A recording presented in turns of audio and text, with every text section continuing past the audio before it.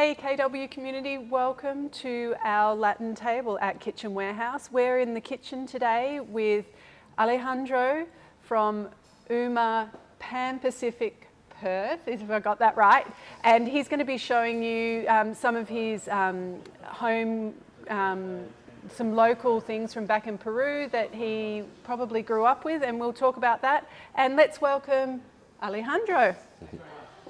Thank you, Joe. Hi, how are you, everybody out there? I'm very happy to be here at Kitchen Warehouse Latin Kitchen for this season. Today, I'm going to be doing a ceviche, a traditional Peruvian ceviche. It's one of the staple dishes from the coast of Peru. It's a dish that it's a flag dish for the whole country as well, so it has been very well appreciated around the world. Not only on Latin American restaurants, but it has been getting a lot of interpretation from all the different cultures, all the different chefs, but utilizing the same base. Today, I'm working with snapper fish from Shark Bay. I'm very passionate about supporting local producers, utilizing local produce. In UMA and Pan Pacific in general, we do have a great commitment with the WA farming and producer industry. So everything that we consume in the hotel and also in the restaurant, it has to be local as our ethos and commitment with the WA farming community.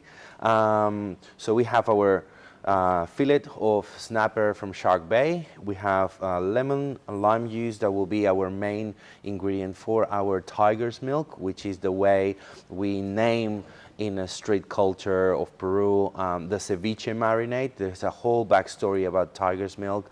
The reason that we call it tiger's milk is because there's a whole urban culture or urban myth. It's actually not a myth because I've tried it before and it does work. After a big night out, we go to a cevicheria, which is a restaurant that specializes in ceviches. We have a shot of that tiger's milk, and then we're back again into game and do our own day and go out again as well. So it's pretty handy. So in Australia, there is a hair of the dog. For us, it's tiger's milk. Fix any hangover. Fresh coriander roots, some eschalots, fresh chili, some offcuts of fish and scallops that will bring that texture into the marinade, and also the scallops will bring a little bit of that sweetness into our sour citrus marinade. Obviously, we can mix Peruvian chilies. So in UMA, we import all our Peruvian chilies directly from Peru to maintain the authenticity of our cuisine. We are very committed to promote and to expose Peruvian culture through our food, and one of our main ingredients are all the range of Peruvian chilies that we import from Peru. So we don't cut corners over there. We bring the flavors from Peru to WA, utilizing WA produce as well. So that's very much our ethos in the restaurant. Are the viewers at home, are they able to get those? Do you sell them in there, or you just have them within the restaurant? We have started to sell our Peruvian chilies through our lobby lounge cafe at Pan Pacific. So yes, they will be available to sell at home. There is a few Latin American delis or distributors that they potentially have them on stock, but I can't badge for that, to be honest. And also, just to let people know at home too, the viewers, that your recipes will be up on our blog, and yeah, totally. And also they'll be able to go back and have a look at this on YouTube and Facebook afterwards on our YouTube and Facebook channels. So that's amazing. Yeah. So, well, the idea is to present a ceviche today that people can do at home. It's very easy to make as long as you choose the right ingredients, fresh, local, good quality ingredients, and then you can enjoy a nice Peruvian style ceviche at home with friends, family. It's a great start of a dinner party, of a lunch party.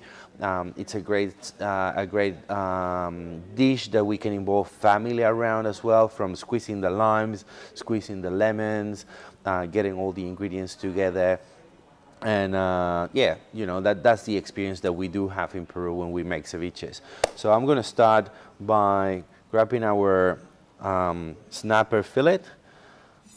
What I'm going to do is I'm just going to cut the bloodline in the middle so I can get 2 clean fillets. Usually I discard the bloodline from our ceviche just because the bloodline brings a slightly bitter flavor to the dish that we don't want. It's not a big deal if you add it on, but I usually recommend it not to have it. We have our fillet here. I'm just going to cut the thin part of the tail of the fish. That will not go to waste. That will eventually go to our marinade as well. But the reason that I'm doing that is because I'm trying to get as uniform dices of fish as possible. So all the diced fish, all the pieces of fish can get cooked evenly through the contact with the marinade. So roughly cutting our fish between 1 per 1 centimeters squares. Not too big, not too small. We want to have like a few there. Now, we do have different influence in Peruvian cuisine, especially in the coast. There is a Japanese influence, and the Japanese influence has bring a similar dish in Peru called tiradito, which is basically sliced fish. Sliced fish like sashimi style, dressed with a citrus or sour marinade, and that marinade slightly cooks the fish. Ceviche is always diced. Tiraditos are always sliced. So that's the main difference between both of them. The tiraditos are usually the marinades are usually made with some kind of Japanese ingredient through as well, and that kind of cuisine we call it Nikkei cuisine, and it's our Japanese influence in Peruvian cuisine. We have enough for our portion today, so I'm just going to put the rest of the fish aside. Now, a small trick that I usually share with my guests when I do a ceviche masterclass is I like to pre-cure our fish slightly. So by sprinkling a little bit of sea salt or any kind of salt in the bowl with the raw fish, I'm going to be curing this fish, and I'm going to make sure that that salt gets, the fish gets through all that salt pretty evenly coated. So what is going to happen is the fish is going to slightly start going to get cured. This is going to protect our fish from the marinade, but at the same time it's going to give a nice texture to the fish. So we're going to put it there. And then we're going to leave it aside for while we're making our tiger's milk marinade. Now, very important ingredient in our marinade, our combination of lemon and lime juice. At the moment we're using 60% lime juice and 40% lemon juice.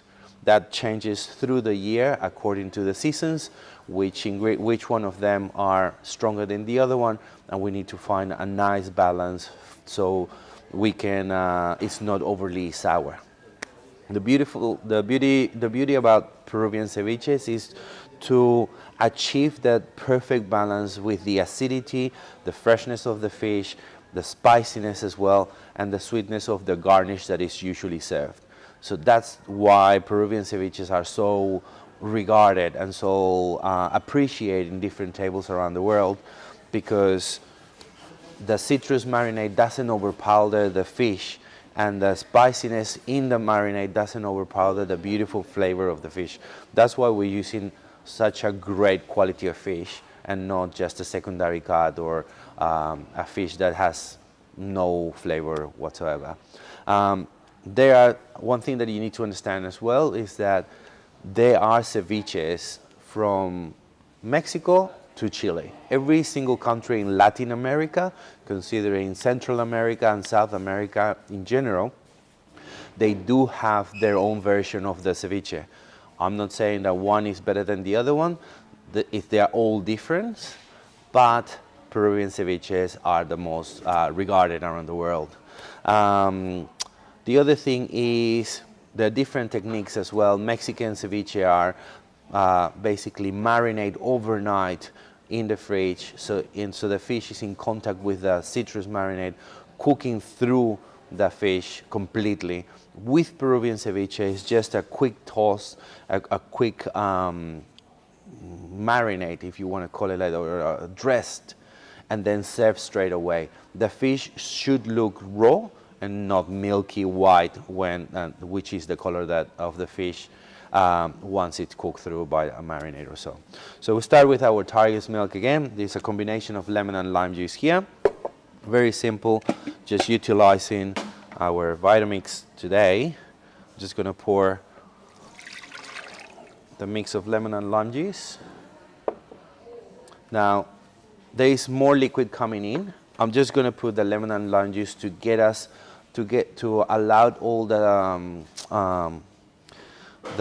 other ingredients to be able to blend properly and to be able to get all that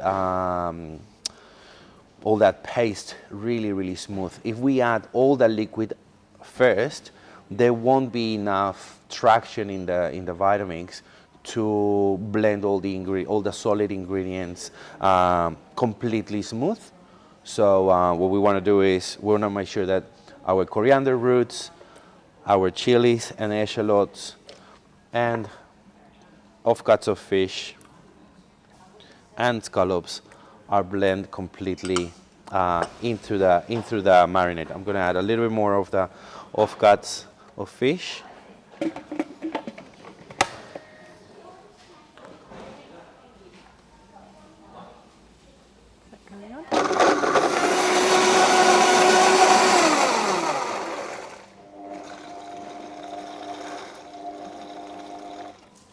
Perfect. Very simple. We have all the ingredients blend together. Now it's a really smooth, creamy kind of texture of the marinade. That's the traces of fish. Those are the scallops working through and giving us a better texture through. So instead of using any other component that will thicken, that will be a thickening agent for our marinade, we're using the traces of fish and the scallops to add more of that fish and sea flavor through it. Now that we have the first part of our tiger's milk ready, we're going to add the Peruvian ceviche, the Peruvian chilies. Ali, when you said before about the tiger's milk and you having it hair of the dog style, yeah, is this the exact mix that you would have? This is the exact mix. Yeah.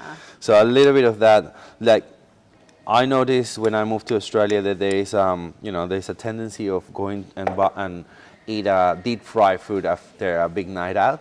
What we do is we go to a cevicheria, and the citrus of the marinade is basically what cuts that feeling of being hangover, being unwell, but self-inflicted most of the time.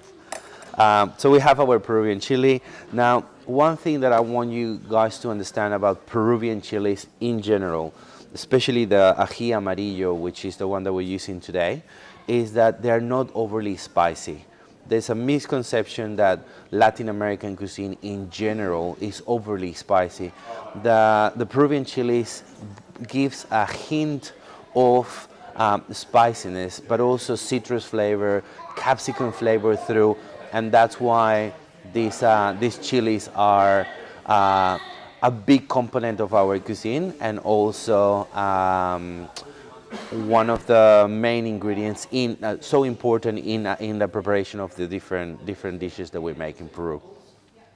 We have a little bit of fish stock as well that we make in-house, utilizing all the frames of the fish that we utilize in the restaurant. Again, nothing goes to waste. It's very important that we acknowledge or try to reduce the waste, not only in our kitchens commercially, but also at home.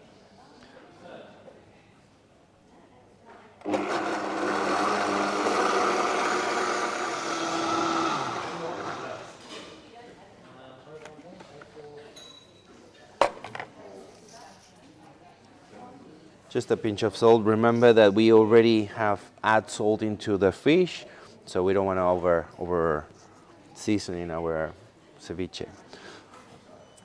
Now, the reason we use coriander roots in our ceviche dressing or tiger's milk is we want the flavor of coriander through the marinade. We don't want the color of the leaves.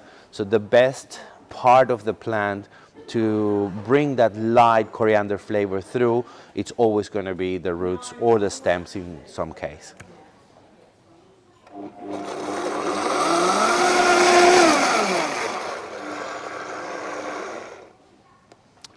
Perfect. And now we have our tiger's milk, and we're gonna start marinating our ceviche. I'm just gonna try it. Perfect. So it's the right balance of acidity, saltiness, and spiciness. Like if you are able to have a spoonful of the marinade without having that strong reaction of the citrus, that's the best outcome when doing this tiger's milk. So our fish, and then I'm gonna pour the tiger's milk. I'm just gonna pour a little bit through first. Make sure that I toast all the fish around, that all the diced fish is getting coated with the marinade. Ali, is there any other fish that you would suggest using for this recipe if they can't find snapper? Usually blue eye trevally works as well. I've seen a lot of ceviches with kingfish. I would not recommend kingfish for a ceviche like this, just because the flesh of the kingfish is very dense, and you want a fish that is a little bit more tender and light in flavor as well. So any coral fish as well, it's actually really good. We do it with seafood as well, so that's a different approach on the ceviche, but can be done with prawns, raw prawns, and the raw prawns will need to be maybe cut in half, split, and kept in the marinade for a little bit longer, so you can see the prawns slightly getting that beautiful bright red color. That means that the prawn is getting cooked through. So we have our ceviche, our fish marinade. One important garnish is the onions through. We're using echallots here today. I like to use echallots because the Spanish onion here, it's overly strong. It's very, very strong in the flavor. Again, we want all these ingredients to work together. We don't want one ingredient to be more stronger in the flavor, that you can taste the freshness of the fish, the light spicy and citrus of the marinade. So echallots, in my opinion, are the best complement for this ceviche, and the best substitution for the Spanish onion that we will use in Peru. And that provides a little bit of crunchiness as well to the dish. Does the onion cook slightly with the lemon as well? Or, yes. Or, yeah. Yeah.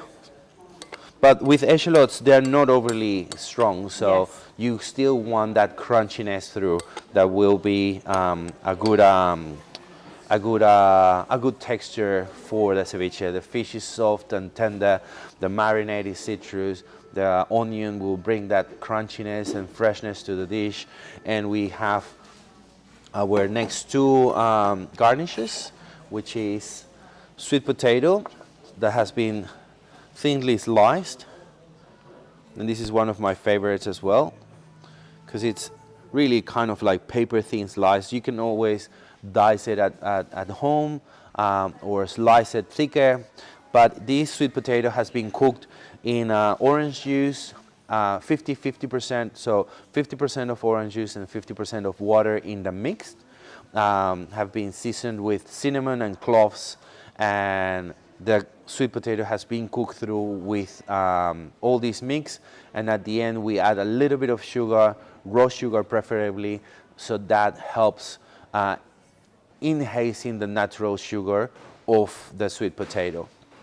Again, the sweetness of the sweet potato is a very important element that will allow us to balance all these different flavors, especially the citrus flavor of the marinade. So now we're gonna plate our ceviche.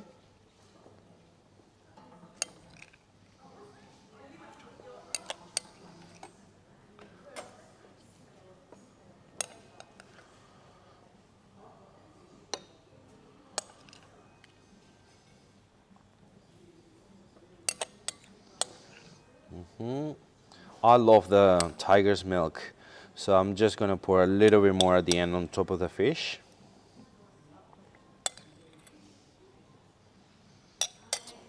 Perfect. I have some of that sweet potato here, so just putting them on the side.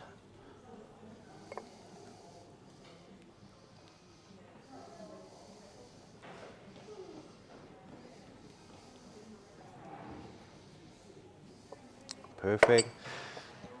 And I have some charred sweet corn. Again, this will bring a little bit more texture to the dish, and that beautiful char flavor, earthy flavor,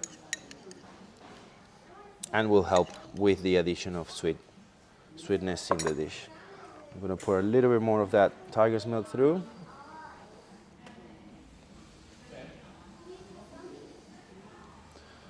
Perfect. And that's our Peruvian ceviche.